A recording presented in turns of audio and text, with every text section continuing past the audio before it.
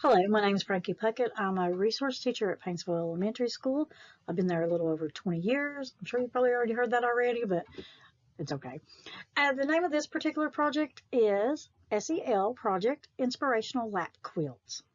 The area of focus that I wanted to work with on this particular grant is I wanted to be able to increase my students' mathematical skills, real life, or real world tasks, such as when they're sewing, they have to measure and use fractions and things like that. And also, I wanted to help build those social and emotional learning skills that kids need today. They need to be able to do a small gesture for someone just because.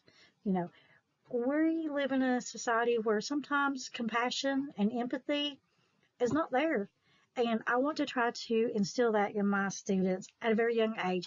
That way it will carry over when they do leave school and enter the workforce and then just overall in family life as well.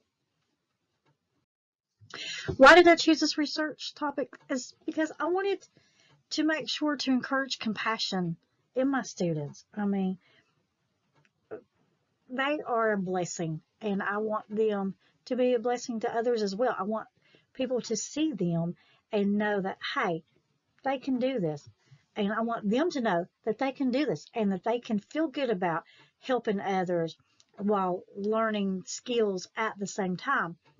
We'll be reading, we'll be doing some math, and they'll be working on some team building skills, compassion, being able to work cooperatively, and going out and seeing virtually to begin with people that won't necessarily be able to get out. So we're going to go to we have a nursing home here in Paintsville that we'll be sending the blankets to, and then we will also be sending them to some babies over at the hospital that's in.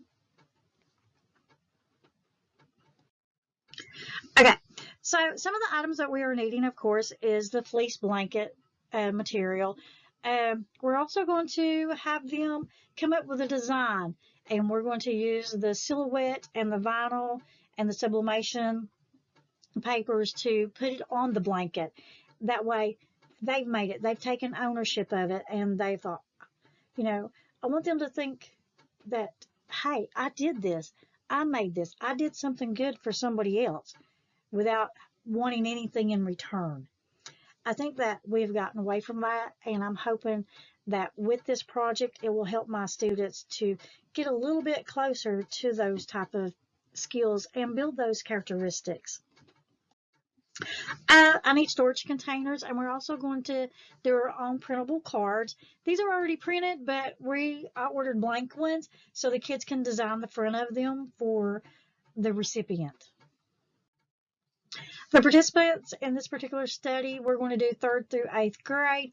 I may pull in my younger ones to work with a couple of my older ones, like my 7th and the 8th grade kiddos may work with a 2nd grade or maybe 1st. It depends. I'll have to check and see how it goes.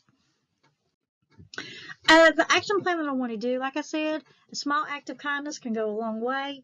I mean, even a smile, can bring another smile.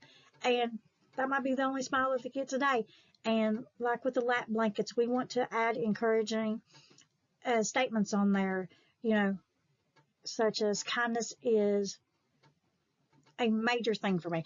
I want my kids to be able to have that instilled in them with that compassion, because I think it will help them in the long run with school, with family, with work.